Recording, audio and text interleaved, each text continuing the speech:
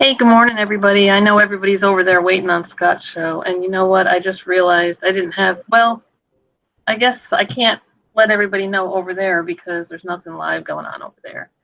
Anyway, maybe people will catch on and pop in over here, but we were kind of talking off the air about something John talked about yesterday, and I don't know if anybody has this happen to them, but I kind of call it God whispers. I mean, the day before, somebody just mentioned in a Facebook group something about their business became really successful after they did a niche, or they kind of clung to a niche. And I've heard John talk before about how he worked on the flags for a whole year. And then yesterday, John did a show in the morning, and I don't always catch it, but I was just drinking my cup of coffee and I saw that he was on and popped it on, and boy, just something just jumped right out at me. And so you're wondering where Scott is this morning, and we're assuming he's asleep because he was up all night working on a shipment. So we just decided to jump in and. I actually Oh, you did actually talk to him. Yeah, he said so he was at a friend's house that he must have found a frickin' just a score and a half, and they were up all night. He was just getting into bed. Oh, They were gee. up all night, getting the shipment to send it out. I mean, it Gotcha. was Yeah, I that, know he's and been. he had to buy new clothes. He's an Auburn fan now. Since he's not here, I am going to make him an Auburn fan. Yeah, and I know he's been. Sorry, I don't know what's going on in my hair this morning. He's been uh talking to me some, and I just keep telling him how jealous I am. And in case nobody follow, in case anybody in the thing doesn't follow, Joni got some scans Yeah. yesterday, and she is still cancer free, which is a Awesome. huge thing, man. Yes. That's awesome. So, but Yeah, yeah, that's.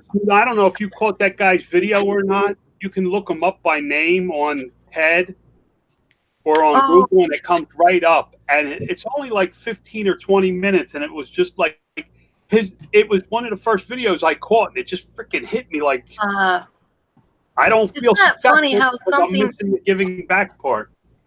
It's so funny how something will just click with you, but you have to pay attention to it too. I mean, a lot of times we get these whispers over and over, but we don't pay attention to them. And in my past life, if you want to say like 20, 25 years ago, I had some whispers that I didn't pay attention to, and they turned into sentences, and then they turned into yells, and then it was a brick wall. And sometimes that's how you have to pay attention to it. But after John talked, I looked up this guy's book, and there was actually a free PDF that you could do. And mine were all like, so you answer these questions like, for passion, um, don't know what I love, or have found my passion. So you're somewhere along that line.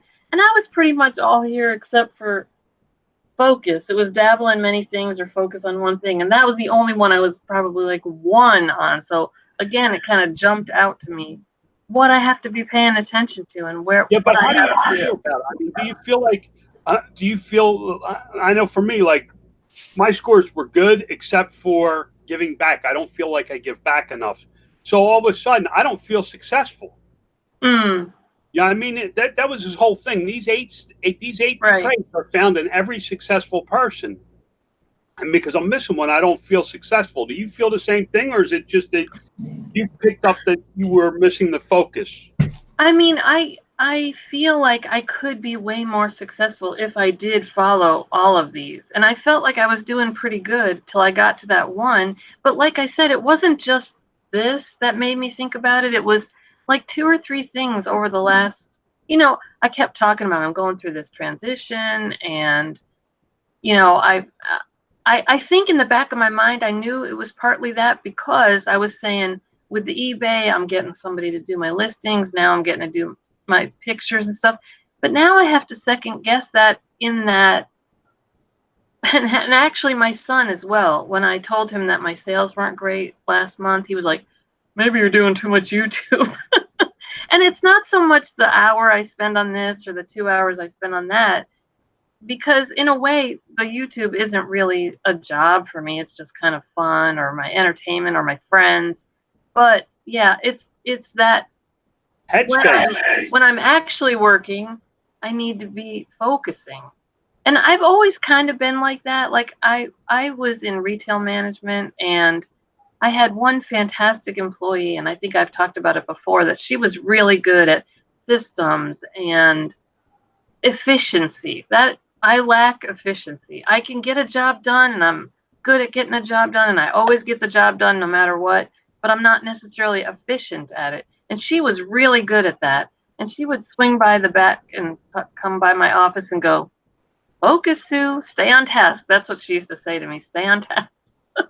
And it was really helpful for me. So now it's just all kind of coming together and make me realize, to be as successful as I want to be, I'm going to have to focus. That is the one thing I'm missing from that list. And I think it's a pretty darn good list. Yeah, I mean, if you watch at the end of his interview, he gives the 500 people he talked to, man, there's freaking vice presidents, senators, Bill Gates, all these, the guy from Virgin, all these freaking people that he talked to, and massive amounts of data that he collected. It was just like, okay, I really need to pay attention to this. I actually went back to the beginning of the video, put on a set of headphones, and kind of turned everything else off. Focused? Yeah, well, yeah, I don't do that very. Listen, I don't do that very often. I do not. I focus. I have found for me to be focused, and everybody's different. And here's what I can tell you about my focus. Everybody laughs because they know that I'm up at 4:30 every single morning.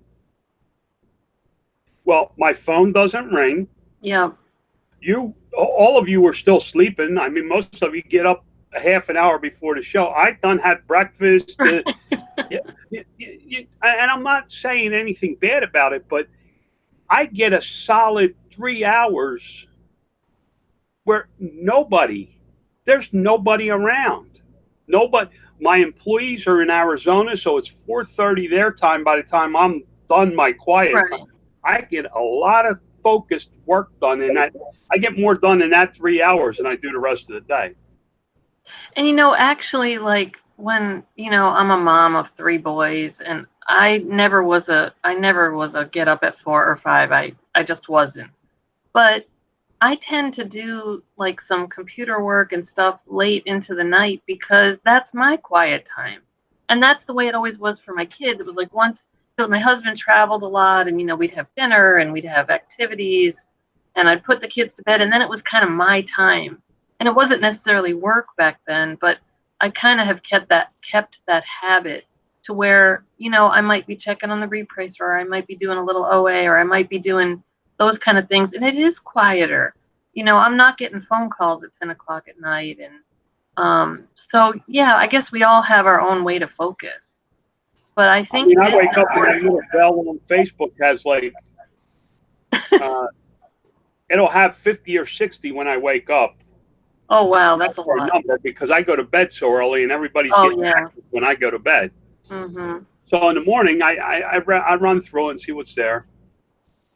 But then I write that blog post, and I do my work that I do during the day. And by the time I'm all done, all that, I may have 2 notifications in Facebook, because everybody's sleeping. And it's usually my mom liking my post and somebody else liking the post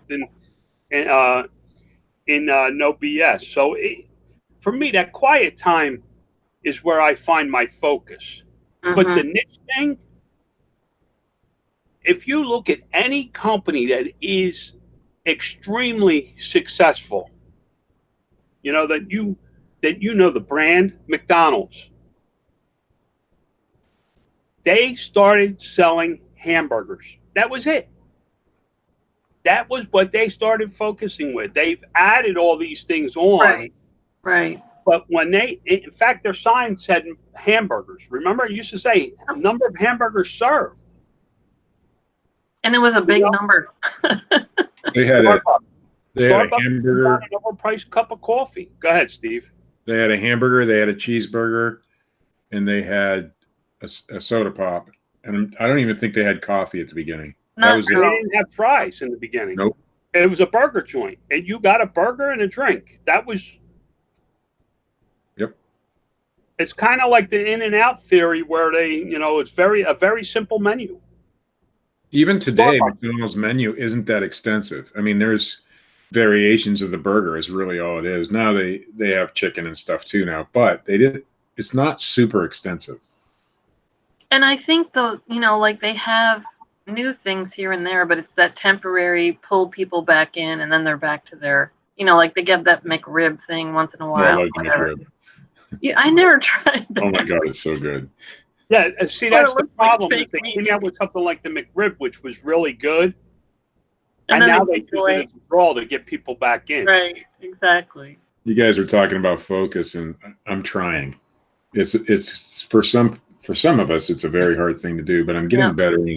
I'm also I think we're making better business decisions. We talked to Jared yesterday, so we're going to work with him, and we'll be talking to him again on Friday.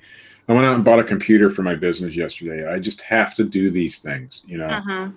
I know, and I did business cards because I know I'm getting to that level where I need to start handing that stuff. I mean, you have to. So for me, that's where my focus is right now, and then we'll work on focusing on other things too. But yeah, I get the focus thing, and I lack it, and I need to get it. And it's not necessarily, it's not necessarily that you have to go from 1 on there to 7 with a focus, but if you're realizing what you're lacking and start to work towards that or, just improve it, it's not like you have to be number 7s on that whole list to be successful, I don't think. But I think it's a tool to help you see what you're missing, maybe. Pat, what do you There's no think? perfect. Yeah, right. That's true too. You know what I mean? We're always improving. Yeah. One of the steps on there is improving. We're always improving. If you stop, somebody's going to run you over. Yeah, but it's the same thing with learning, I think, too. You always improving, you're always learning to keep a business going. Pat, what do you think about? I mean, I don't know if you saw the whole list, but there's things like where'd you guys take that survey? Well, it's a book that John talked about yesterday. It's called 8 Traits Successful People Have in Common. 8 to Be Great is the name of the book. And for those of you who want to try and look up the TED Talk, it's Richard St. John. Richard St. John, yeah. If you put in Richard St. John into Google, his TED Talk is like one of the first things that pops up. Mm-hmm. And 8 to Great, if you do the 8 to Great, it's 8 to Great PDF. And it had 3 or 4 of them. It even had, you could use it for wallpaper for your computer or your phone. This chart that talked about. Yeah, it's all free. So that's, Pat, it's just talking about, like, do you have passion for your business? Do you have push, ideas? Do you improve your business, serve, persist? But the one that really jumped out at me was focus, that I'm not focused in on, what I really need to be focused in on. Here's the way it asks you. Do you dabble in many things or you focus in on one thing? Because they were talking about, successful people focus more on one thing. And that's hence the McDonald's or Coke or, Ford, Apple. Yeah. I mean, you can go, the list is just the list of products that you can go. And the problem is everybody's like, well, Starbucks has mugs and tea and food and this and that. Now, they didn't in the beginning. Right. They focused on coffee. These things, these other things were brought in by people that asked for them. Their customers started asking them for a Starbucks mug. Mm-hmm. They didn't start the business saying, "Oh, we're going to have coffee and our special mug." Right. A lot of times when you start a business, if you're focused, your customers will give you the ideas to improve it. That's true too. That's true. For example, when I sold flags, the most common question was, "Do you sell poles?" Mm. You know what I mean? So it all of a sudden it was like, I need to add that.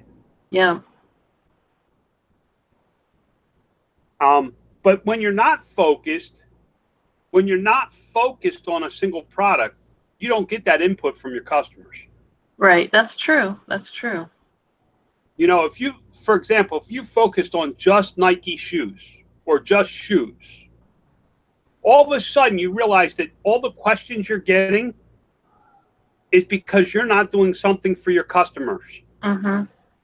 Maybe it's the length of the sole, or, you know, is there 2 color shoelaces in it? Well, none of our listings have shoelaces in it. We don't talk about whatever it is. Right. Right. All of a sudden, when you focus on the one thing, your customers start to tell you what you're doing wrong in your business. Right. And you'll see patterns. I mean, you'll see patterns, and you'll be able to improve things. But the other thing is when you add a product that's similar, like if you started with Nikes and then added Adidas or whatever it is. I know it's Adidas, but I like to say Adidas. My daughter used to call it Adidas. So that's cute. You add that, you already know 90% of the questions Right. that your customers need answers to make a buying decision. Yeah. Like by then you'll know the sizes, you'll know what the colorways that are best, you'll know, all that kind of stuff. And you already have a jump on somebody else who's just starting on shoes and just starting with Adidas because they haven't learned it all yet.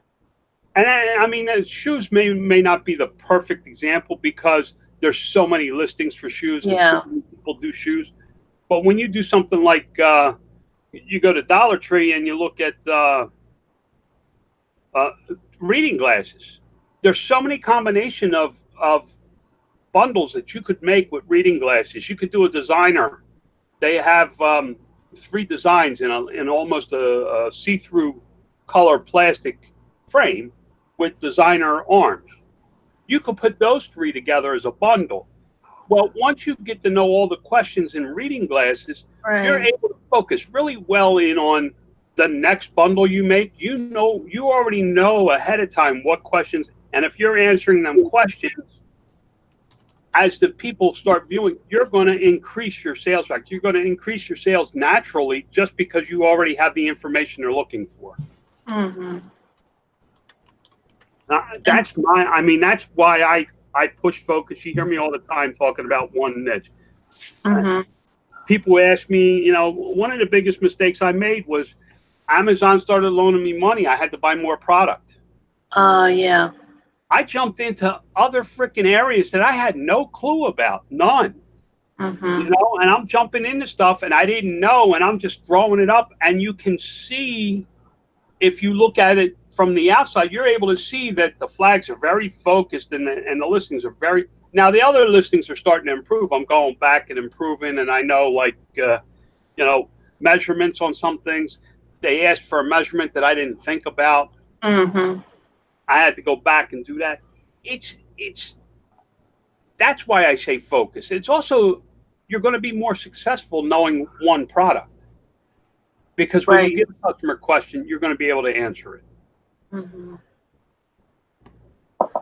My wife just put the link to Richard St. John's. Oh, great. So. His TED Talk? I don't know if that's his TED Talk or if it's his download. Oh, it's probably the sheet. Yeah, probably the PDF. So what do you think on this topic, Pat? I'm just taking it all in. Do you feel like any of those, do any of those hit you? Does focus hit you, or any of the other ones?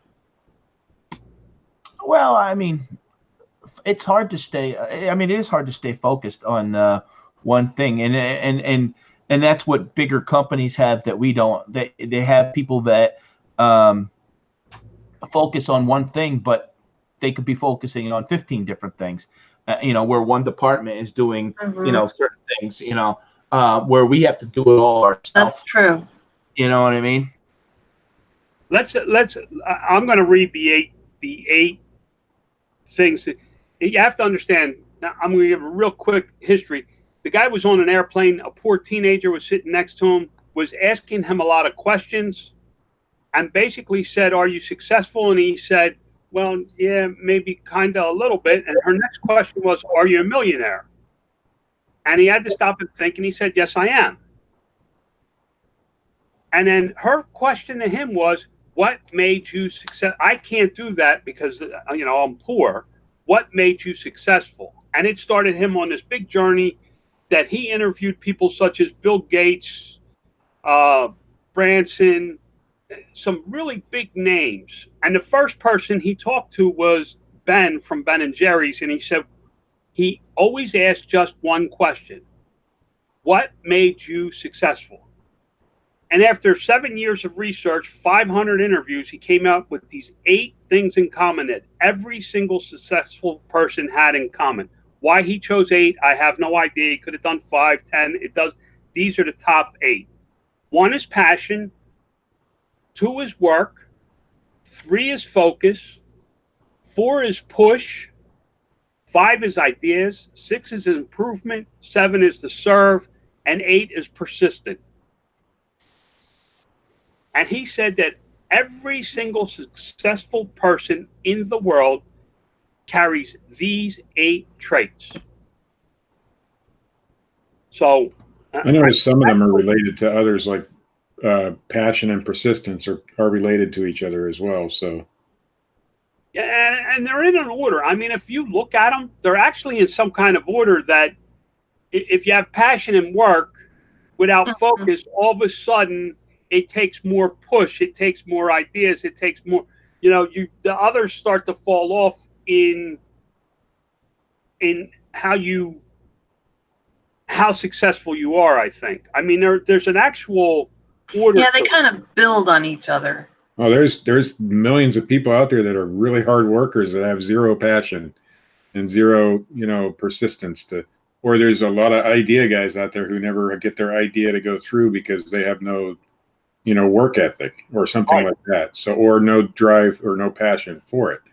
So I'm an idea guy. I know I'm an idea guy, but I can't get my ideas off the ground because I don't have that focus and I don't have that persistence behind it, But obviously you do to a certain extent. To a certain extent, yes. I probably fall right in the middle on those charts. With something that you were interested in, like once you learned that little piece from Scott, you went all in on Amazon. Well, yeah.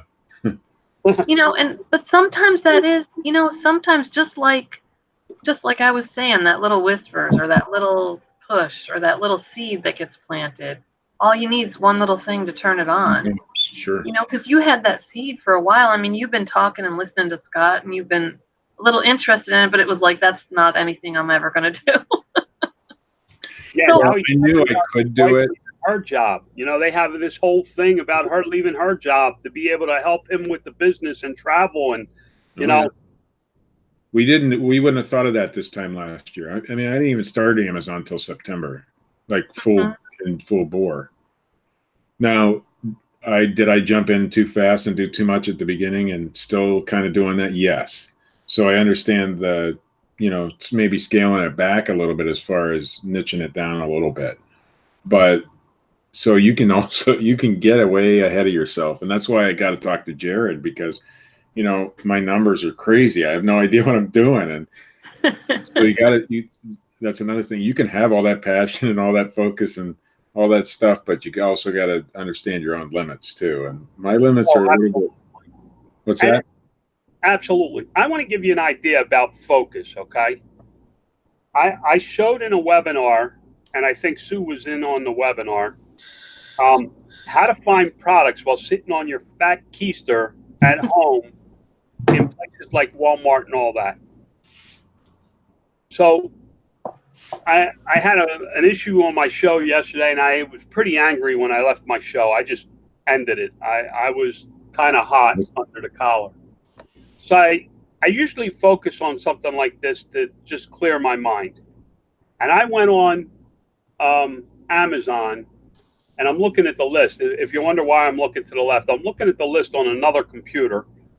I found 26 items that are on BiPAT. I don't know. I guess he got booted. I found 26 items that are on one shelf at Walmart. that are all very profitable. It took me less than an hour. Hi, Pat. See, you upset me again. I'm gonna kick you off again. I got connected. You popped out for a minute, Pat. Yeah, I don't know what our internet the last 2 days have kind of been sketchy. I guess I wasn't not but focusing. I mean, so I said, oh, I got lucky finding these 26 items on one shelf, right? So last night I got digging around again, and I found 20 plus items. I need to check some pricing, and Walmart's new Walmart.com website is really screwy. It's never been great. Yeah, but the new site is horrible. It shows everybody's listings all mixed in with the store stuff. I found 20 plus items on one shelf in a totally different location in the Walmart store.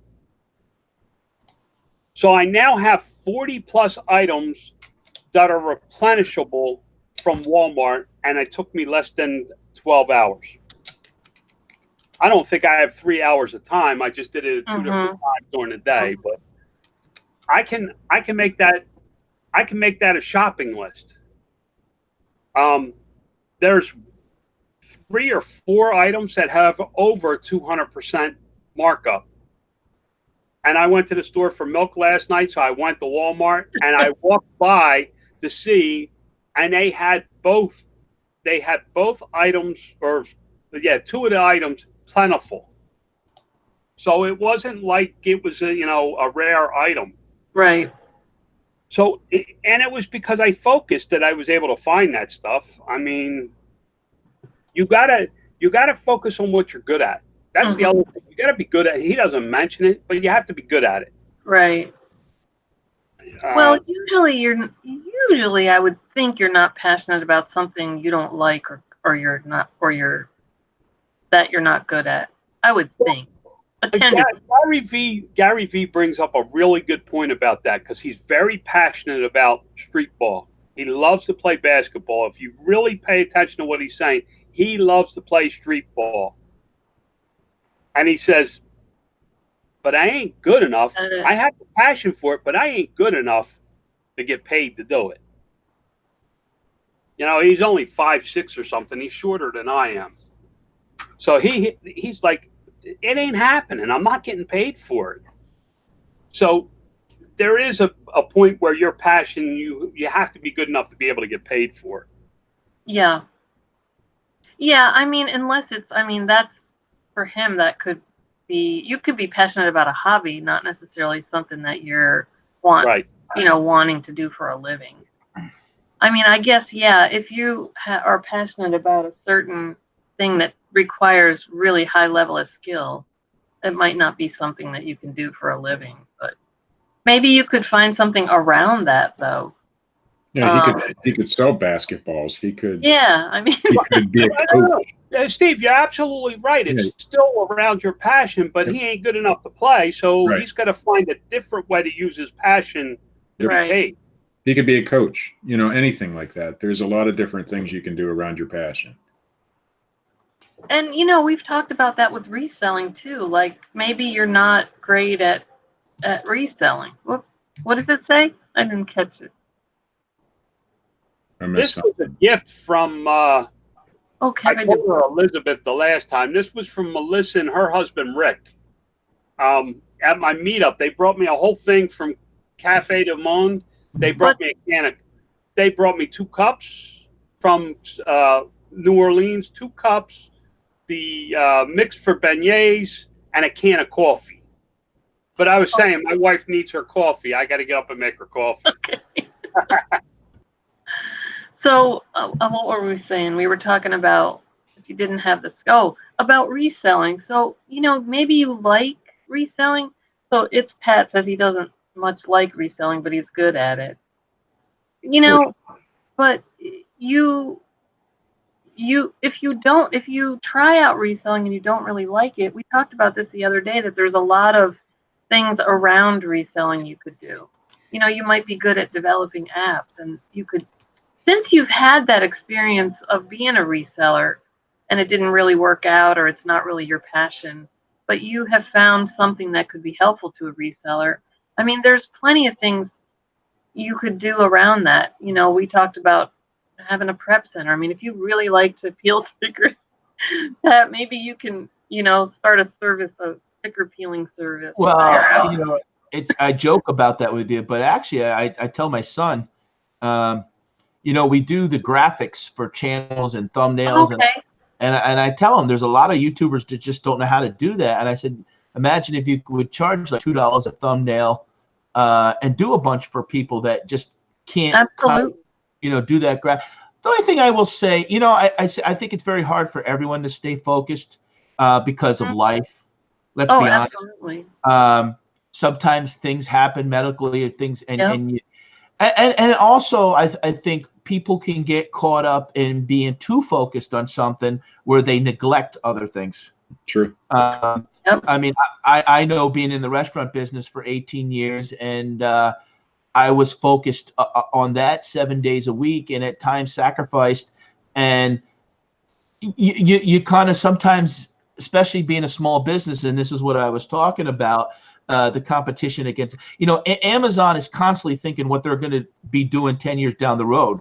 That is not us. I mean, we're small people. We kind of jump in, you know, without kind of sometimes thinking things through, and then, like, you know, I know myself in the restaurant business, I probably should have done something smaller, and you know, and that's what I worry about, is that sometimes even with reselling, is that people kind of just watch videos and say, oh, I can sell, but just don't understand the fundamentals of profit. And I mean, I know myself in the beginning when I started selling, I was just going out there buying things because people said, hey, go to this store and buy it, not really understanding the metrics of, you know, ranking and all that stuff. Now I'm getting better, but you know, it is hard to stay focused 100, and that's why I always think once you get to a certain part, and John always jokes about hiring a teenager, but more so if you're going to get to a certain size, and that's where John, you know, really he has a team because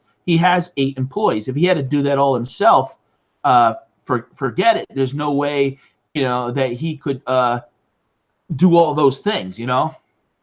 And I mean, you can decide for yourself what level you want to be at. I mean, I know people all the time talk about being $1 million sellers, $1 million sellers. And I always say, I don't care if I sell $1 million. I have a certain profit that I want to make in mind. And I don't necessarily, I mean, it could come from $1 million in sales, but it could also come from less sales. And you know, it's very true that you can spend too much, well, you can be too focused and not pay attention to the rest of your life. My husband forces me about every 3 months to go way up to the mountains for the weekend where there isn't very good Wi-Fi. And it's because I tend to be a workaholic, but I love the work and it doesn't really necessarily seem like work to me. And so he forces me. Now, I'm at a different stage in my life. I don't have kids. I mean, if I had kids at home, I would still definitely be, you know, trying that work-life balance more, where I'm, you know, spending more time with them. I mean, obviously I'd have to, but you know, my kids are grown up and gone, and my focus is different, and I'm really enjoying what I'm doing, but I do need to take a break from it once in a while. I mean, I think some of the younger generation kind of get lost in what they don't. Sometimes they don't decide what they want to do until they're 30, and they've kind of wasted 10 years, kind of finding where, you know, where they're at. And I was always driven as a young teenager because I wanted to make money and do things. Now I'm at that point in my life that, you know, and you guys been talking about it, and Shane even talked about it. You know, it's sort of unique what we do being on YouTube. Do we spend too much time on YouTube? You know, or are we trying to balance that out with doing Amazon and eBay? And so it is, you know, YouTube can be distracting. It is hard to stay focused on. I mean, if I probably took a break from YouTube for a week or two, I'd probably have 2 or 3 more 100 listings. You know, but part of being on YouTube is meeting people like yourself and trying to learn, you know, different methods or different things to buy and network. And again, you're trying to put that all together, you know, but I have a plan, you know, 2 years down the road. I know it's not going to, you know, happen. Sometimes people even have ideas and they expect results in a week. Yeah. And, you know, it doesn't work like that. Mm-hmm. You know, because how many times you have good ideas and you go somewhere and everybody wants to say, no, don't do, you know, I mean, you know how many people on a local level will probably think I'm crazy for doing what we're doing on YouTube because they don't get it. Mm-hmm. They think it's cool, but they don't get, first of all, the work that's involved, and they don't get, you know, the production and all that stuff. And for me, and if you go look at my channel, there's very low production value, and that's on purpose because Well, I know they also don't get. I don't think they understand the networking. You know, yeah. For me, when I was in business for myself, I mean, when I was in Subway, I was part of a group, and I used to belong to the Territory Excellence Committee and advertising. And when you're on your own having a business, just like we are now, there is really nobody. If you sat in your house just doing this, how would you find out? I would never met John and you, Scott, and how would you find out all this information? I never thought about selling on Amazon until I came across, you know, you guys on YouTube. So, you know, it is hard to stay focused because sometimes you're out there looking for answers. But once you do, you know, then you just got to take action and do the stuff. Sometimes, you know, how many people I remember 2 months ago, I was on Scott's show and people said, you know, knew I was doing Instacart and we put the code out there and not six of those people took my referral code and just never did nothing with it anyways. So it was just all listening and they never followed through, you know? But that's common. That's Mhm. common. Right. Right. I'm agreeing with you. You're freaking entitled to everything you have handed to them on a silver platter. But back to what Pat was saying earlier, you have to understand something. At some point in time, I did everything my 8 employees do. Mm-hmm. Oh, I agree. Uh, But then if you wanted to grow at the level that you did, you had to make smart decisions. And the second thing is, sometimes these $1 million sellers get trapped. They don't have a choice to downsize. I don't have a choice to downsize right now, guys. You know, I run a negative cash flow every month until December, until I get this Amazon loan paid off. I got California sales tax that I agreed to pay. Right, wrong, or indifferent, I agreed to pay it. I have to make those payments. Now, I trapped myself because I didn't know. So I always say you got to be careful what you wish for, because you can trap yourself in a position where you don't work. My wife and I love to thrift, and we love to do RA. You know, because it got us out and got us doing something, because I can sit here and work 15 hours a day for the rest of my life. One of the reasons I built that list was when the dog's better, our puppy's sick, and somebody has to be here all the time with her. Once we're back out, I want to start doing the stuff just to do it so that we have a reason to get out. You know, I'm done being trapped. I am getting out of this, and you may see a huge downside in my business in January, because I won't need the sales to support the loan. Mm-hmm.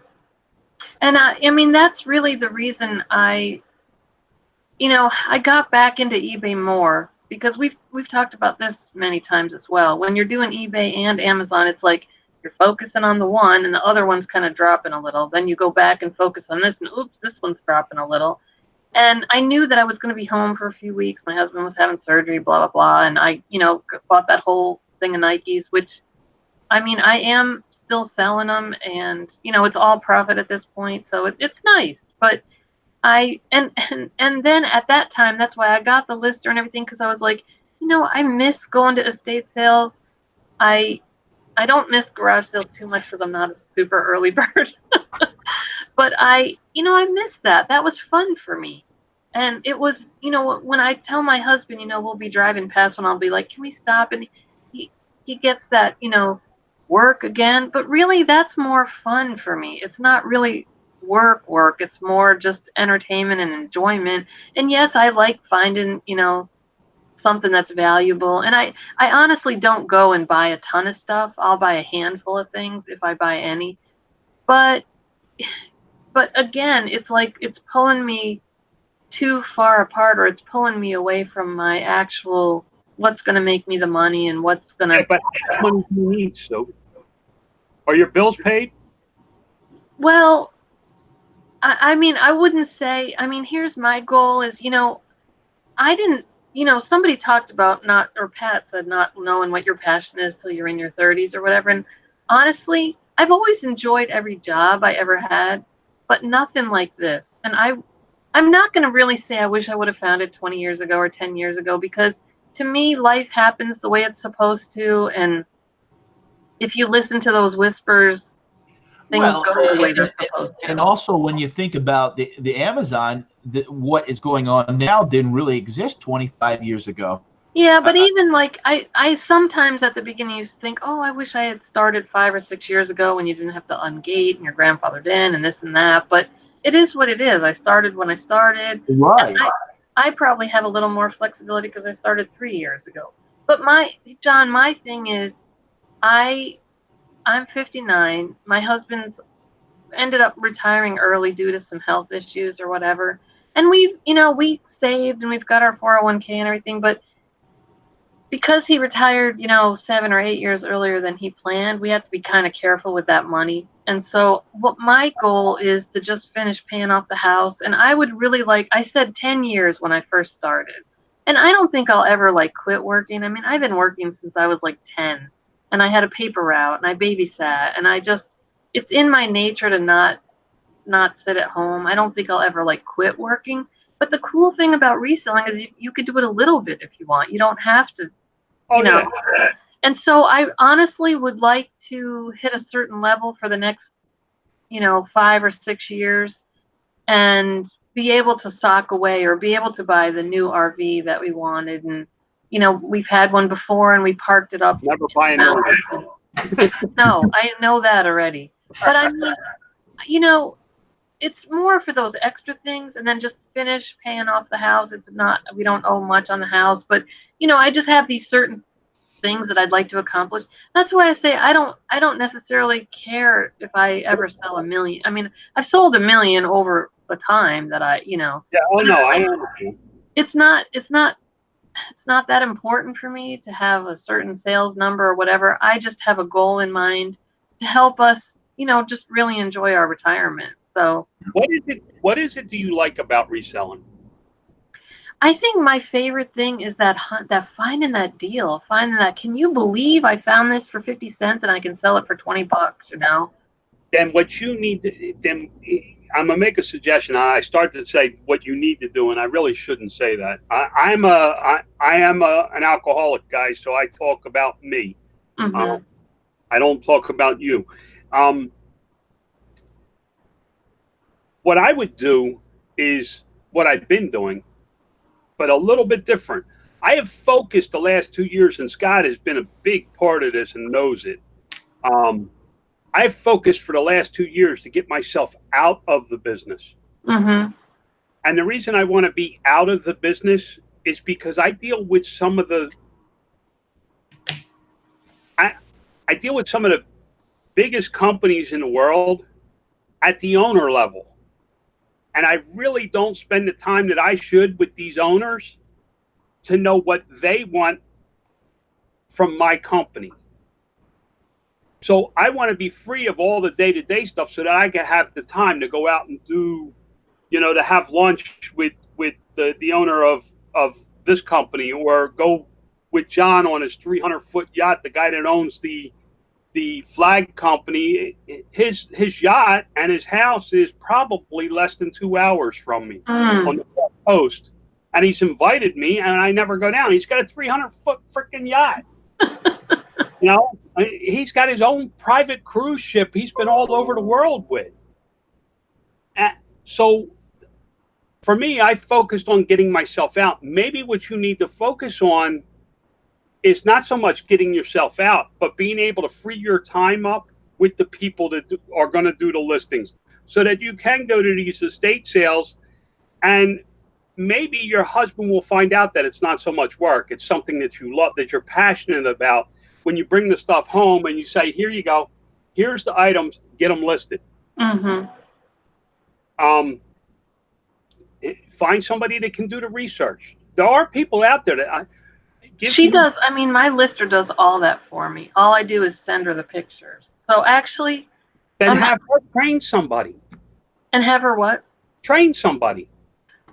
Oh yeah, and I mean, I absolutely am getting I'm literally getting a teenager to take the pictures for me. So that, I mean, that piece I have taken care of. I think that I'm pretty much getting out of that. Good.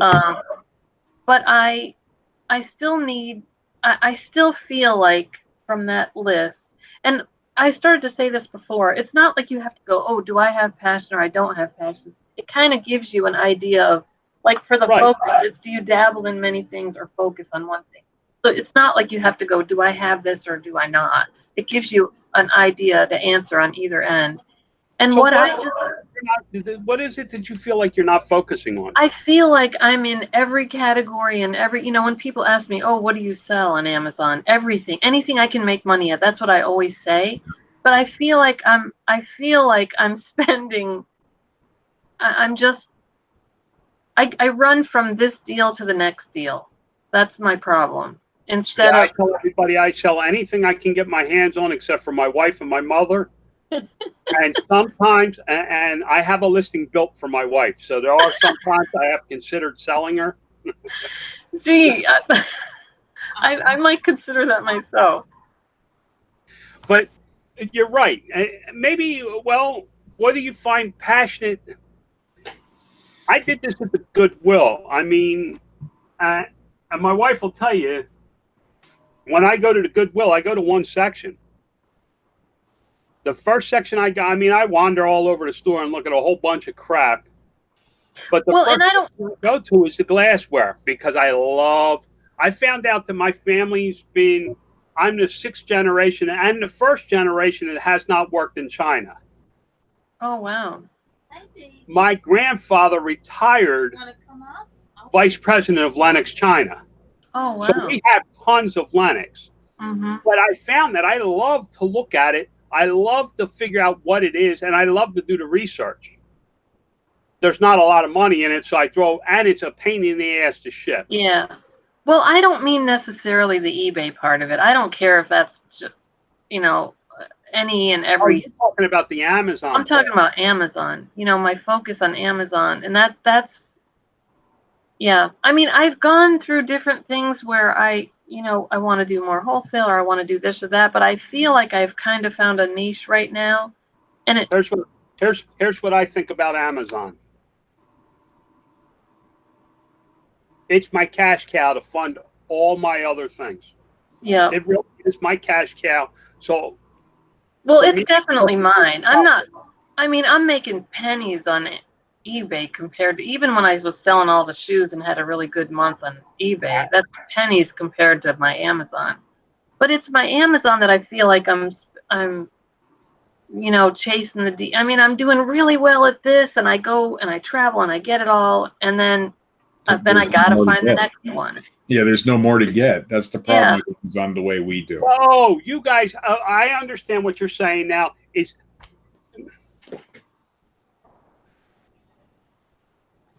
Can you give me an idea of a product that you used to chase that no longer can be gotten? Well, eye drops. Those eye drops is one. Well, I don't want to use them since I still have freaking boxes of them, guys. Not those eye drops. The other ones. For me, it's not so much a discontinued product or one that's gone. Like, I have some seasonal ones that I'll do, like I have something that I've done every spring and I've grown that and I'm more successful at it. But it is a limitation. Once that's finished, I was pretty much 85-90% toys. But my biggest place to go buy was Toys R Us.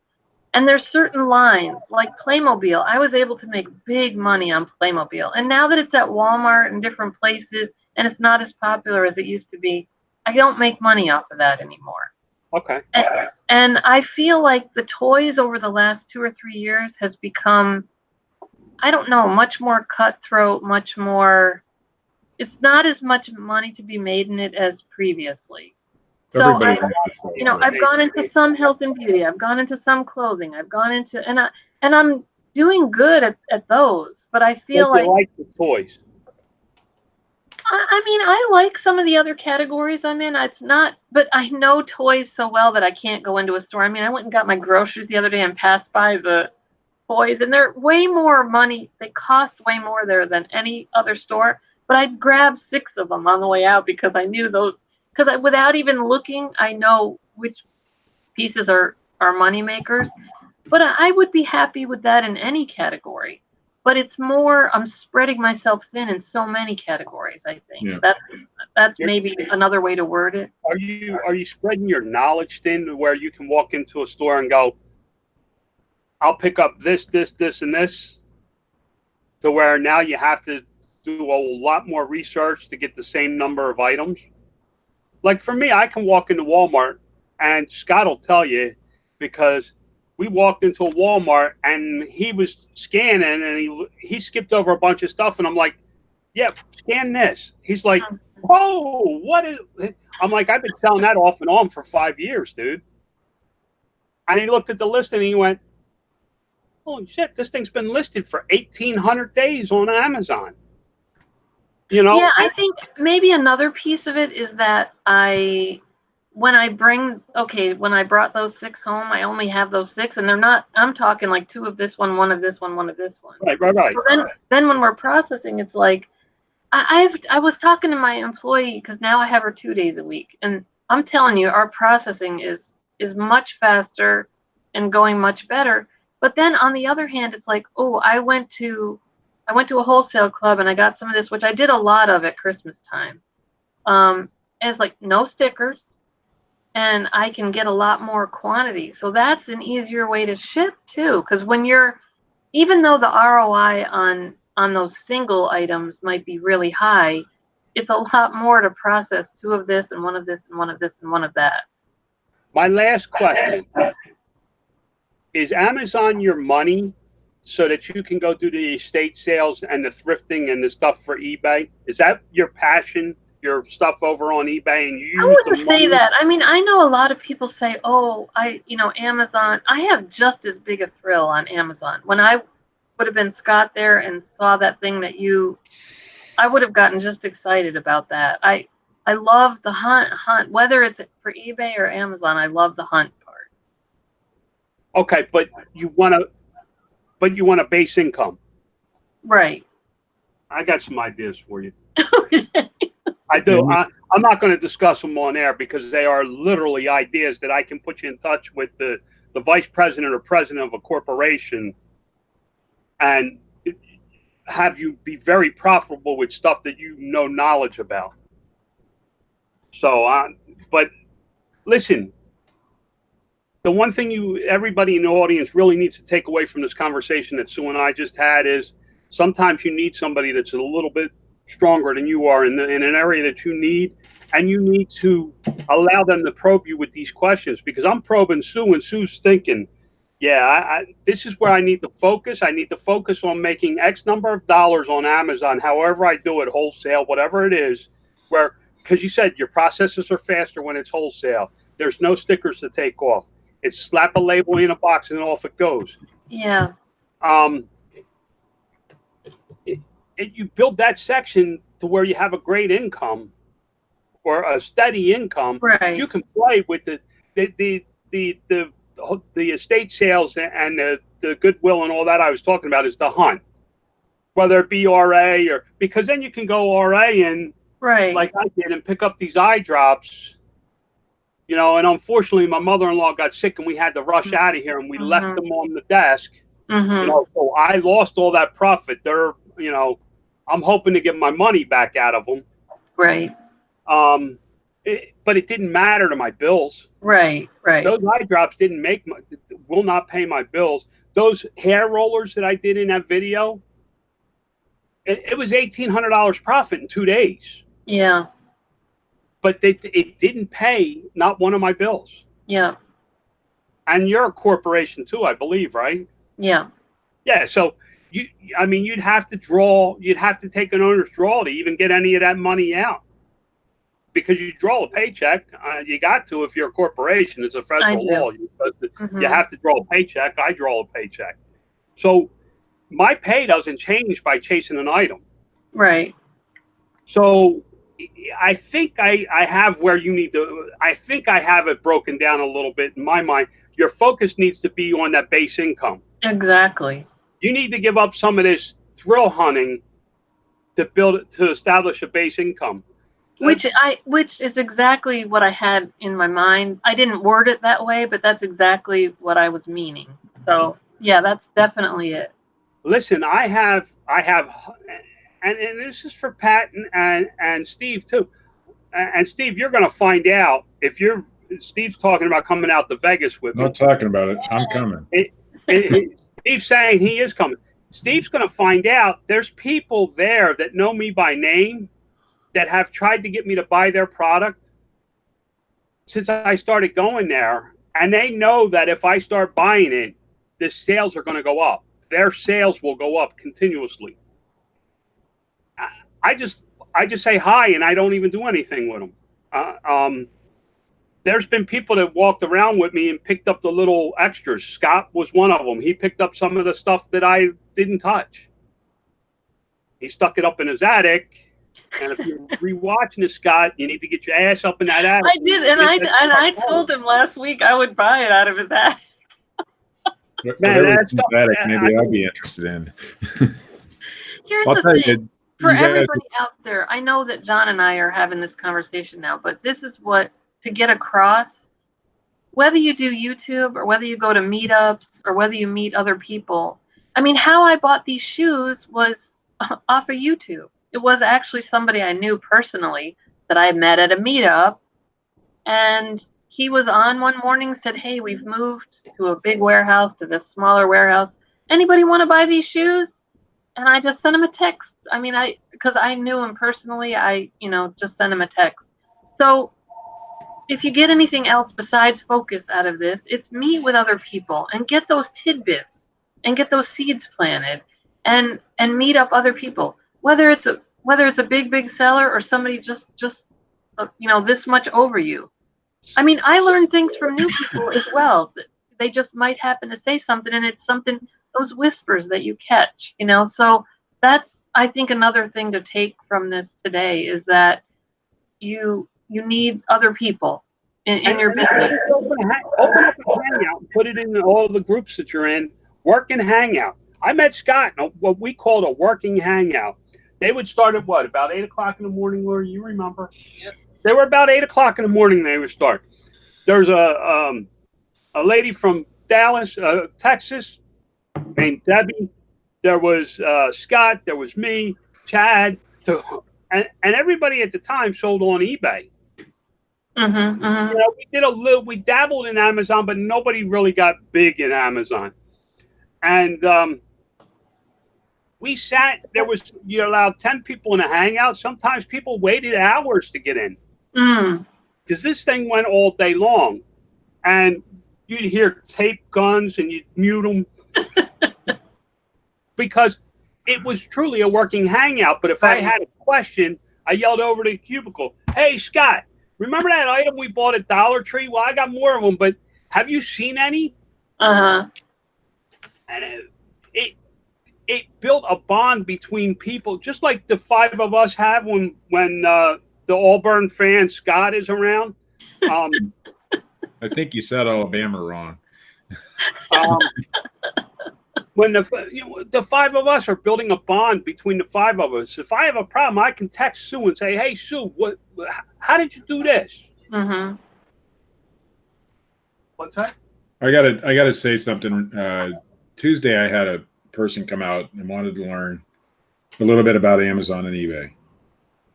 They were friends of ours, but the reason they came here is because I'm on YouTube, and they just happened to be searching YouTube and came across one of my videos. They know us. That's funny. And well, they didn't even know it was me when the video started. It was the 30 things I sold on eBay that were more than $20 video. I did it a couple weeks ago. So they had an interest. Because of that, it sparked their interest more. Gotcha. And so they drove from West Virginia to Ohio so they drove about 2.5 hours from where they are to where I'm at, because they wanted to learn more about what we do. And after talking with the kid, Sean, hi, if you're watching, I can see that he'll be a really good reseller if he wants to be, because he has that drive and he has that passion and the curiosity to do this. But you never know who's listening, and you never know who that one little tidbit of information. The funny part about it is I sold a telephone, and that's what got him interested. It's an old telephone, right? So it doesn't matter what you're selling or what you're doing.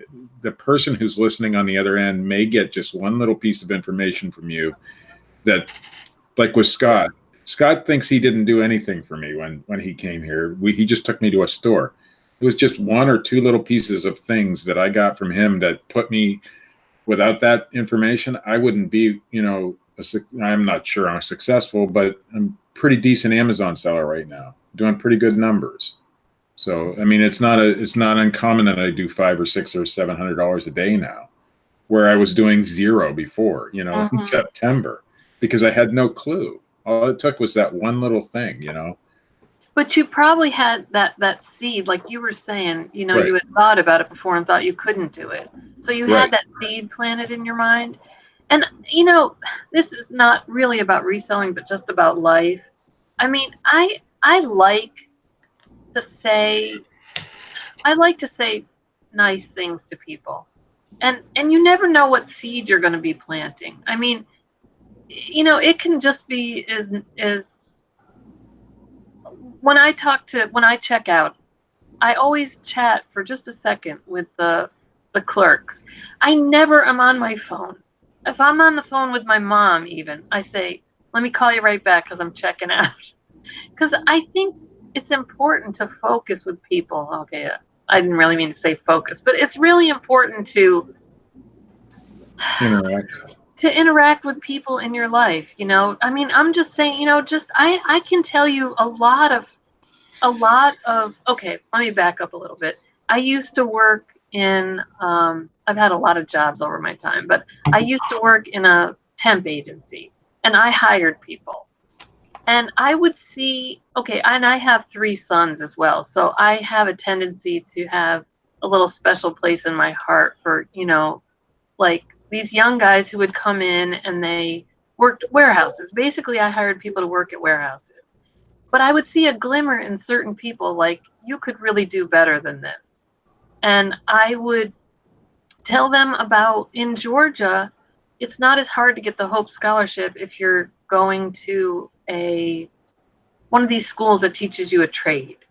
And I would let them know about it. But I do remember some funny things too, like one of the guys who was really, really a good worker, but I would literally have to be at the warehouse at 6:30 in the morning, and I'd have 46 people lined up to work, and I would check them all in. But sometimes the company and it was a box company, Steve, and they actually would put together displays, like when you go into Kroger or somewhere and you have that temporary display that's in an aisle filled with, some new product. That's what they would put together. Those things suck to make, by the way.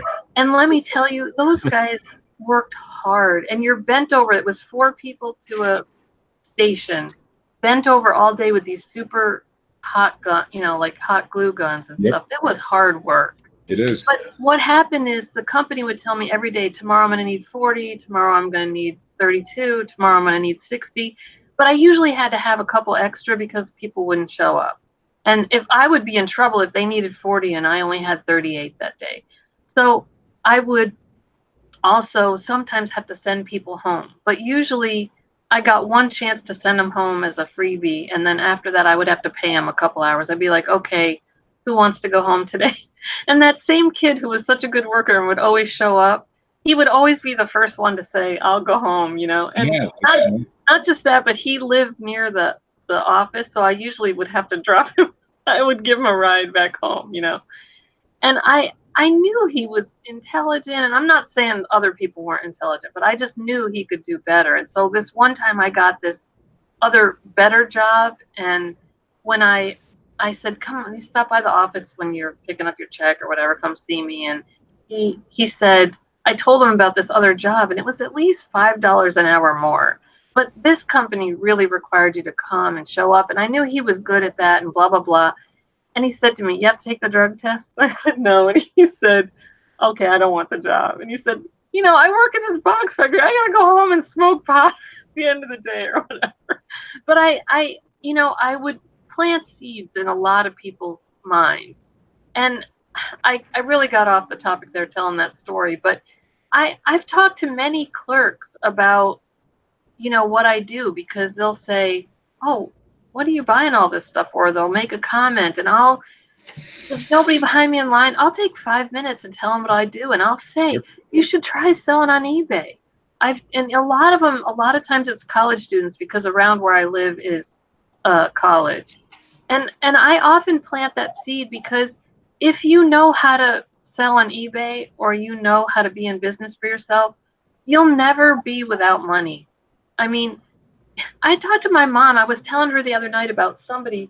Oh, I found out a cousin of mine, his son, has 572,000 subscribers on YouTube, and I couldn't believe the views and stuff that he got. My cousin just happened to post something about him, and it's really cool. Like, he's a graphic designer, and he does these things where he'll have viewers send him a picture, and then he'll drop them into Photoshop and do something funny with it. Yeah. And I was telling Mom, I go, I bet he's on Twitch too. And my mom's like, he has a Twitch? I think I said, I bet he does Twitch too, or something like that. And my mom was like, what is that? That's what I was telling her. If you can't make money in this day and age, you can go friggin' find stuff in the dumpster and put it up on eBay. I mean, all these things that don't cost you any money. So I love to plant those seeds in college students. I mean, a lot of them these days are paying, $200,000 to get a degree in women's studies or something. I don't know what the heck they're going to do besides be a barista when they get out of college. But if you know, like, even if you, what? What's a barista? Work at Starbucks, basically. Make coffee. They have the Starbucks has the freaking gimmick. I wish I had that same gimmick. I mean, you guys have to have a special language to walk in there. I heard you say that the other day, and I don't like Starbucks coffee, but I have so many thousand rewards with them that sometimes I will go get like a decaf. I'm in there to buy something else, and it's like, yeah, I just get black coffee. But I don't know I have a thing about it. I say small Americano decaf, because they say it a different way, and they always repeat it back in their language. And it's like my little defiancy of saying it my way. And I'm like, no, I said a medium blonde, a medium light coffee, and they're like, something grande, blonde, something. And I'm like, no, I keep telling you, I want a medium light coffee. And then finally they say, okay, you want a medium light coffee? I'm like, yes, please.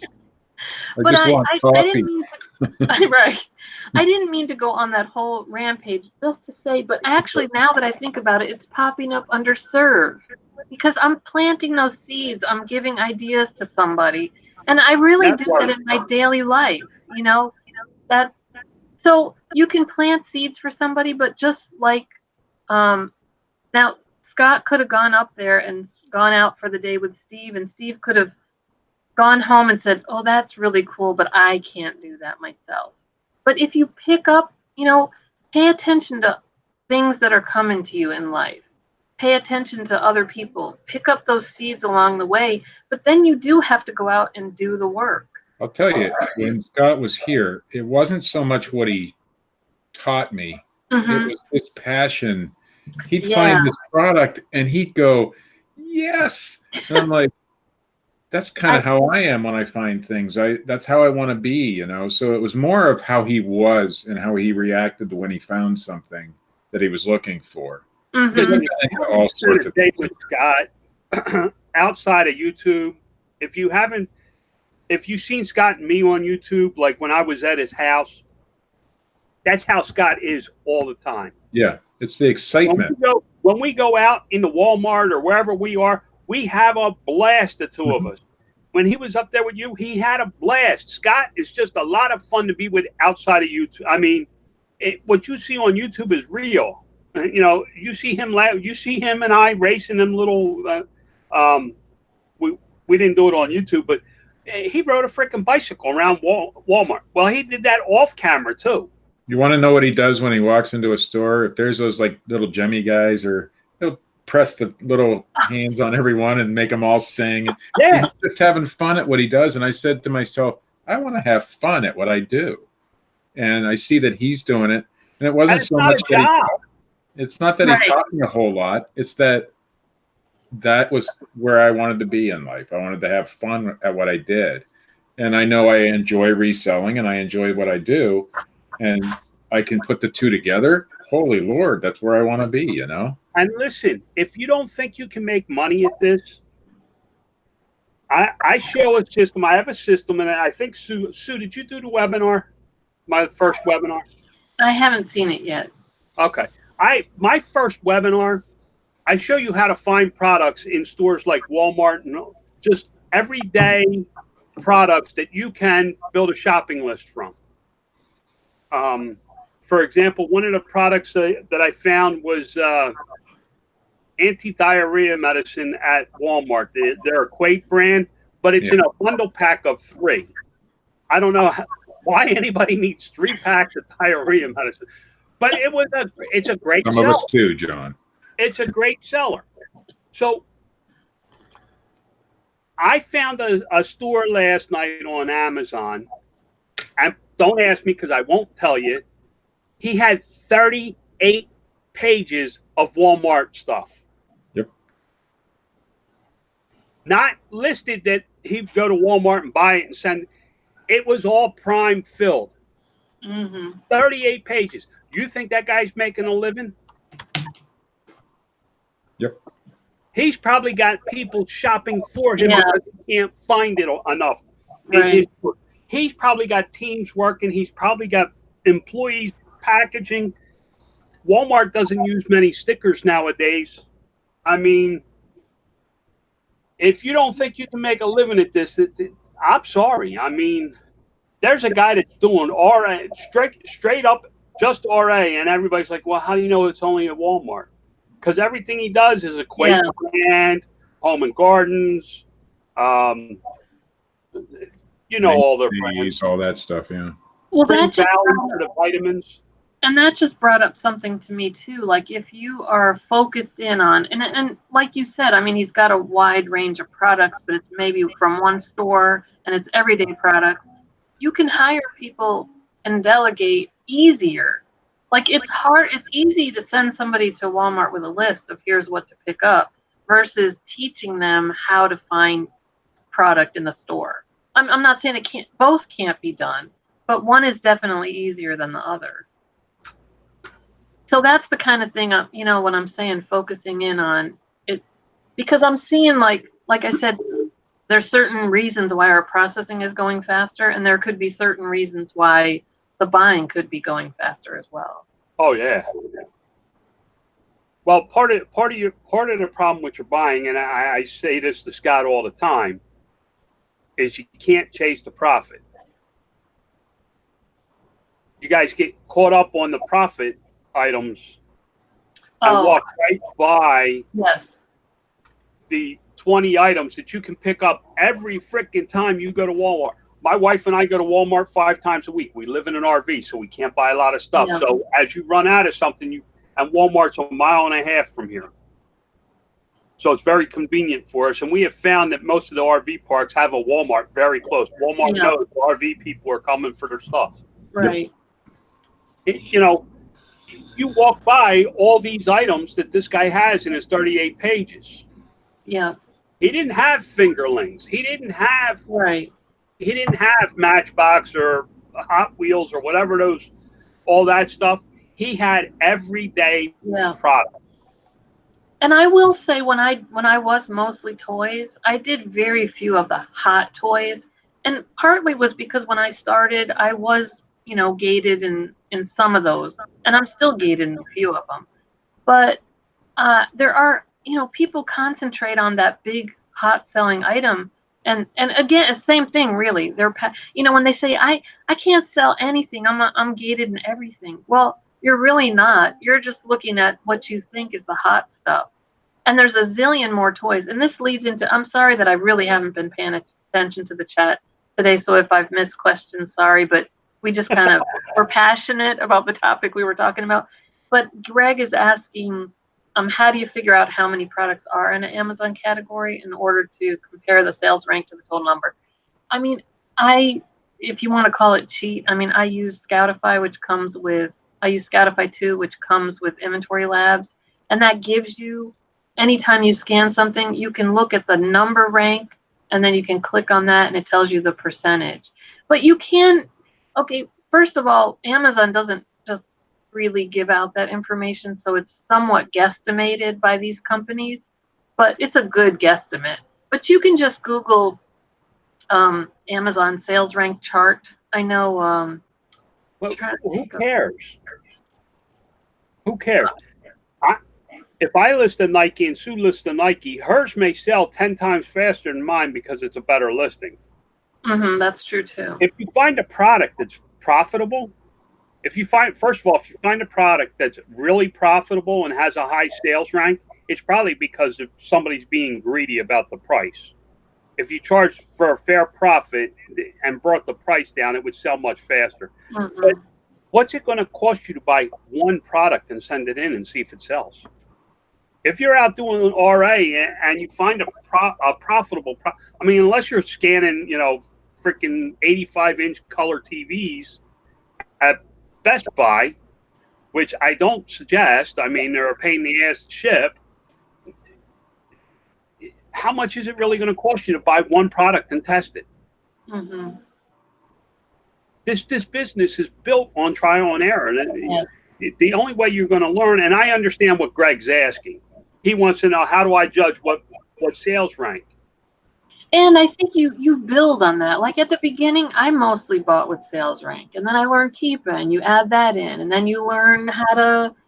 I mean, I had a puzzle that when I bought it, it was selling really well, and then it just went to nowhere. And I learned how to just go in and edit and add some keywords, and I sold all the cat puzzles. I mean, you build on that, or you should be. I mean, that's how to be successful at it, is to learn and learn and continue. I run nickel PPC. I run nickel pay-per-click.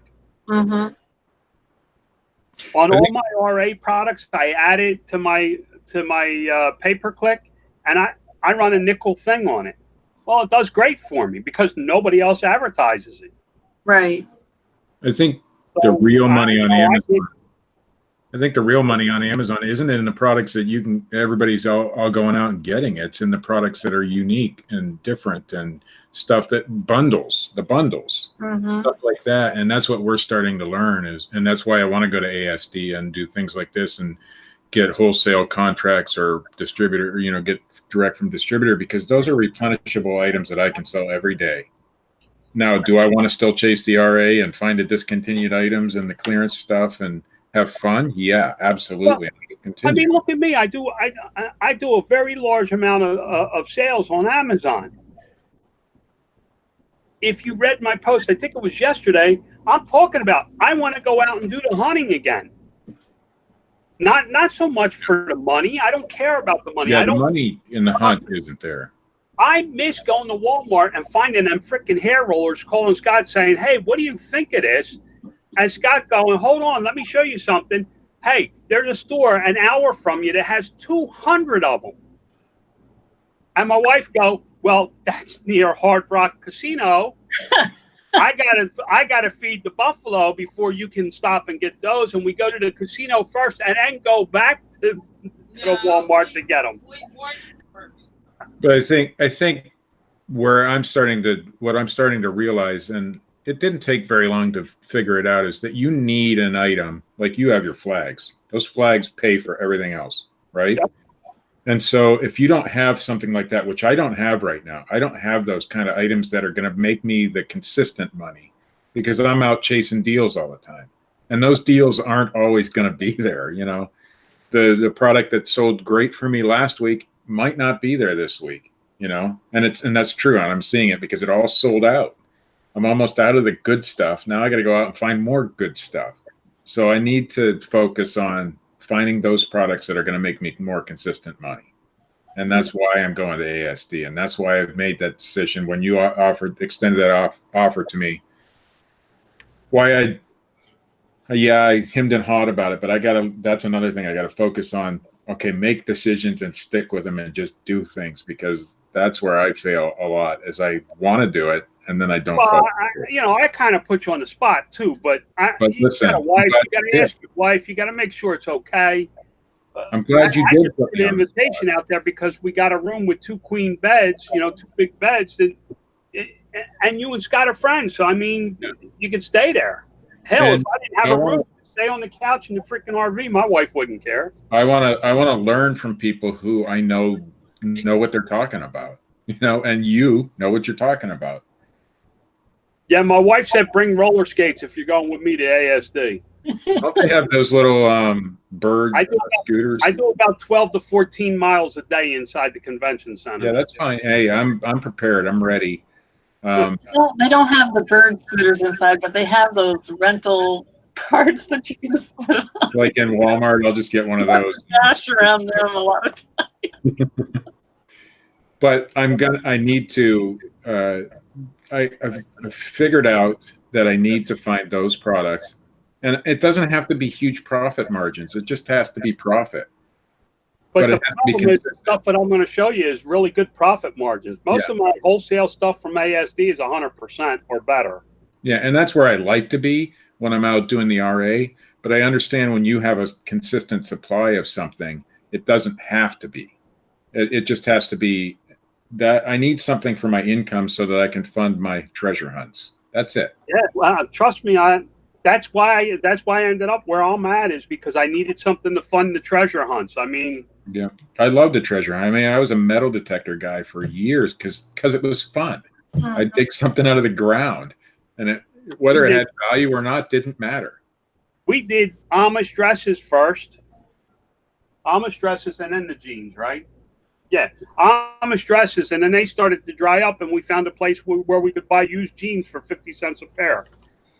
That was on Sunday, 50 cents a pair. We went there every Sunday. The rest of the week, we got to play. Yep, and that's where I want to be. Well, I got to look at China. I bought a lot of China, sold China. My wife found Ralph Lauren sweaters, brand new with tags on them, Tommy Bahamas, Harley Davidson. That was when we had our fun. Sunday was our work day. You had to buy 800 pairs of jeans on Sunday. But that was a consistent product for you that sold, and you knew it was going to sell. You knew what price it was going to sell for. You knew everything. Until we got up there one Sunday and they were closed. Oh, that sucked. I bet you that sucked.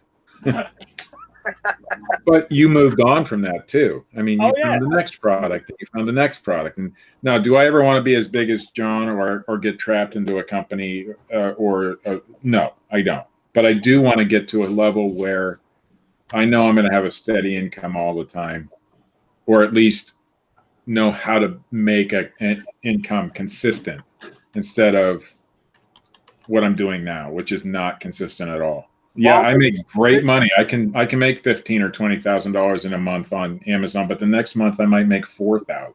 I mean, because what we need to do is say goodbye, and we'll go back into the back room, and I'll show you how to make a consistent income. Because I know Sue wants it too.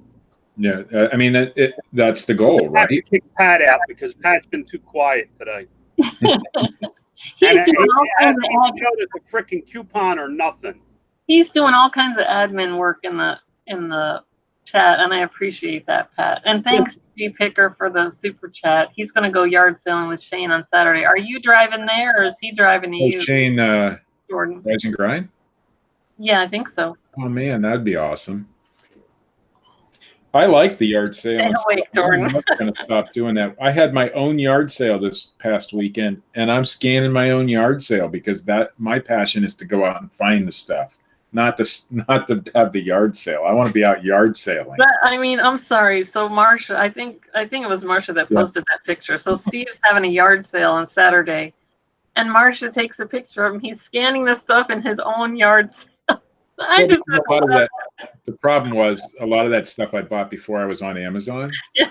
And it didn't have the profit margins on eBay as it does on Amazon. Uh-huh. So I'm looking through my own stuff.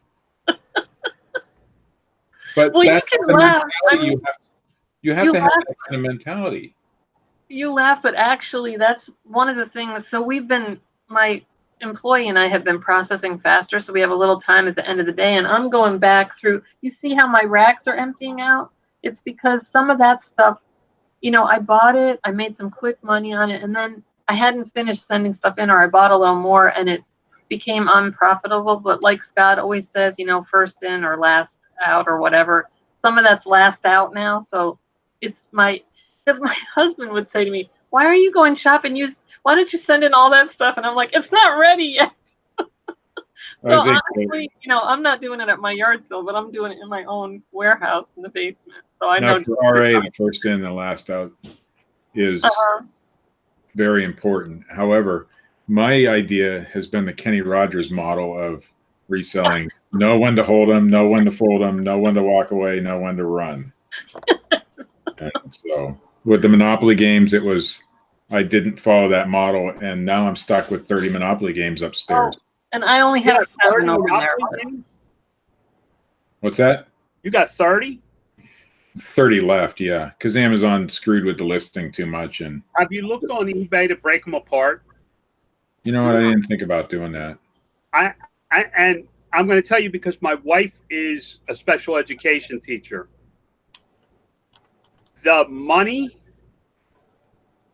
in a Monopoly game is very useful for education. Sure. Because it's different colors, it's a good size, and then the pieces bring value too. So you may be able to open them games up and at least recoup a lot of money. Well, I broke even on them basically. So, I mean, I'm not out any money. And even if I can use Scott's method. I can be last out. I can hold those games for 5 years. They're not hurting anything sitting there. I don't care at this point. I don't have space. I don't have the luxury of space. Right now I do as well. If you saw my inventory right now, I just went through all of it, cleaned it all out, and now it's becoming a mess already. So that's eBay inventory, obviously. Amazon inventory is in and out. We don't keep that stuff around because we can't. We don't have that much room. That's a good idea on the Monopoly games, though, because those pieces are very different than any other Monopoly game. And that'd be really easy to ship. Well, I'll do a quick search on eBay right now. If you go into Goodwill and you find Monopoly games that are in rough shape, the money, especially if it's wooden houses, the wooden houses are used a lot in crafts. Yes. So, I'm trying to think. There was a game. I feel like I have one here behind me somewhere. Oh, Cranium. This is what's always missing from Cranium. So I don't know how much it's worth now, but there are certain items in every board game that kind of, because this is like Play-Doh that gets dried up. Battleship, the little white and red pegs. Scrabble, wooden tiles are used for crafting. Yeah, if you can find Scrabble games for like 50 cents, just buy it and gather up all those, and you sell them by big bags full, and you can make good money on those. I don't know if it's as much money as it used to be, but watch for those trends. Listen, you learn this stuff when you focus on one niche. Yeah, that's true. I found that my niche so far on Amazon has actually been, and it doesn't sound very exciting, but it's over-the-counter medicines and supplements and things like that, because there's a lot of money in that stuff. Well, and but look at the things that Scott has bought. We'll say it, ass pads and feminine products and stuff. And that's what I was telling you, a couple weeks ago when that one lady, I had bought like 25 of these items at Publix, and that was the only thing I bought because I was checking the clearance at all the Publix for a certain item, and I didn't see that there, but I saw these. And it was a very, let's just put it this way, it was a suppository, but a very unusual one. And this, lady came up and started talking to me about it. She goes, "Oh, do you use these?" It was the strangest conversation. But yeah, things that people don't really want to go in the store and buy. And Scott tells that story about the guy who bought condoms from him on eBay and wrote, "Can you send these express?" And I'm like, that can't be fast enough. Sorry, go to the drugstore. That just cracked me up. I don't know if you guys saw. I was going to say to Scott this morning. I was looking on Twitter around 1:30 in the morning, and CBS Marketplace had posted an article about him. Oh, really? wow. Yeah, they talked about people basically putting Amazon and growing from like $50,000 to $100,000 in money, about from going homeless to $50,000 to $100,000, and they quoted him in it, and I think they actually quoted Gary V too. But yeah, it was on CBS Marketplace yesterday on Twitter last night. CVS is in the drugstore? No, CBS Marketplace. Do you have a link for that? I'll send it to you. Yeah. I'll send it to you in Facebook, Steve. Okay. Everybody laughed at me because I pushed the homeless thing, that I was homeless when I started. And this is why, because one of these TV shows eventually will pick it up. I know that. And I'm not going to be bashful about talking about it. Mm-hmm. That's another thing that I have problem with. I'm not bashful, but I've always been the type of sit back kind of guy and let everything, everybody else do the talking. And part of the reason I do YouTube is because I don't want to be that guy anymore. I want to be the guy out there. I have to get over my own shortcomings, I guess. And it's the reason I do this. The reason I'm on YouTube every Tuesday and Thursday morning and I put a few little pieces of content on my own channel is because that's my way of overcoming certain downfalls and shortcomings that I have, Which I think you've done a great job at it, Steve, because I know when I met you at the Nashville meetup and we, in that group, I'm not saying it was just you and me, sat up till 1, 2 in the morning every night. Like maybe the second night you were saying something about you hadn't really wanted to come because you're intimidated by a group of people or whatever. And I was like, wow, I never would have guessed it. So you faked it till you made it really well that time. And I do that every Tuesday and Thursday morning when I'm on the show. But I mean, it doesn't really show. It really doesn't. I'm doing it on purpose to overcome those shortcomings because I think that's important for me. But it's also important for other people to understand that, listen, it can be done. This stuff can be done. No matter, John was homeless. Pat comes from the restaurant industry. You come from hiring people or whatever. And so no matter what walk of life you are, no matter what shortcomings you have, if you put yourself out there to do things, you can do it. I mean, it doesn't take anybody special. It just takes a mindset. That's it. Hey guys, I just want to show you real quick. Can you guys see this at all? Sort of. It looks like a cart full of Monopoly games. Well, yeah, that's Scott's. So that was okay. That was the feature. That's him with his. See his little logo on the right, and it says it was on Twitter last night. Market Watch. I am watching people literally go from being homeless to building up 50,000 to 100,000.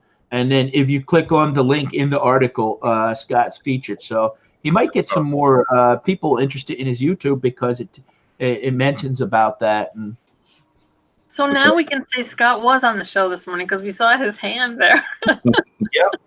Partially. Notice the big A on it for Auburn. Scott's an Auburn fan. For all those people that don't know. That'll teach his ass to sleep in the morning. Well, I don't know about you guys, but I have really, really enjoyed the show this morning, and I'm glad we just went ahead and hopped on. But I do have a lot of stuff to do today because we're doing that little getaway this weekend, and I have to be all ready to go. So yeah, well, you got to spend 15 minutes with me in the back room. No problem. No problem. That doesn't sound proper. Yeah, that didn't sound right. Lori's right there, and my husband's right here. So we're good. Well, thanks everybody for joining us this morning. John, you always have a way with words, buddy. Hey, John, real quick, I want to tell you something. I thought of you last night. I was watching Swamp Picker, Glenn from Louisiana, and he was showing something he got. It was a happy lamp, with the 7 dwarfs with the shade. Yeah, okay, bye, Pat. No. Listen to me. I purposely bought it from him because you always tell me that I'm happy and you're grumpy. And In the future, on one of my YouTube backgrounds, I'm going to have the lamp here, and that's going to respect towards you. That, you know. Okay, I so don't have it. will I be? Let me see. Will I be like? Is it? By the way, Which one will we? I bought No that. way. I bought that Pocono Love Potion, so the next time I see you, you're getting that.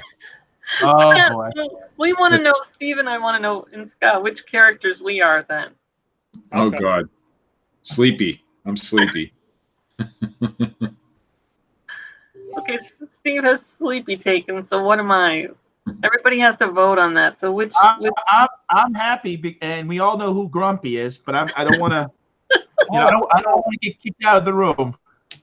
Okay, so everybody vote on which dwarf I am. If there was a shorty, I could be that because I'm pretty short. I don't think there's a shorty. Easy. Wait, oh. Oh, that's not good. Scott is obviously dopey. Sneezy? Is there a Sneezy? I don't even remember who the There is seven a are. Sneezy. I don't know. If there was a mom, I could be the mom.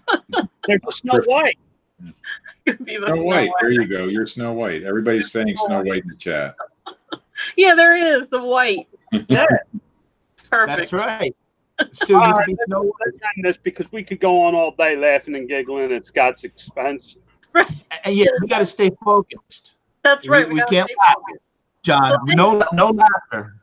Thanks so much, everybody, for stopping by this morning, and we'll see you Tuesday. Should be on Scott's channel again. Wait. Oh. I forgot to make the announcement. Tuesday Oh, yes. night on Scott's channel, we have the owner of a VA service Oh, really? on with a special discount for us. We're going to be able to ask her questions about hiring VAs, how her service works, and everything. I really like her service. So now what channel will that be on, John? It's going to be on Scott's morning show. She's Perfect. coming live onto the show with us. Okay, Awesome. perfect. That's why I was hoping Scott had the show this morning so that we could promote it. I forgot all about it. Totally slipped my mind. You can see how focused I was on having fun this morning. Okay, so next Tuesday on Scott's channel, we'll have somebody from a VA service showing us how to hire a VA. Yep. And also, Scott was supposed to have Jared on last Tuesday, but that Google Hangout crashed again. Having issues, right? Yeah, so I believe, I'm not positive, but I believe they'll be doing the show tonight. So look for that on Scott's channel tonight. And if you don't see it, you know, in the coming up, maybe he'll do it when he gets back home. I'm not sure, but he was going to talk to Jared about the differences between like sole proprietor, LLC, S corp, that kind of thing. So be watching for that. I'm sure Scott will have a, you know, coming up live in a few hours or whatever. Yeah, and hey Sue, at 10 o'clock tonight, when I get home from my son's graduation, I'm having John from Nevermore on my channel. Oh, excellent. Yeah, and basically we're going to talk about making a decision to open a retail location. Oh, excellent. But John from Nevermore Antiques. Perfect, on your channel. I'd promote something, but I have no clue what I'm going to do. So. We'll see. Well, Steve, you could come and hang out with us. Saturday, we're going to a Hot Wheels Legend tour thing cool. in New Jersey. And then, John, on Sunday, I'm going to Knoebels Amusement Park if you want to come for Father's Day. All right, we'll see you next Tuesday. Bye, everybody. Roll Tide.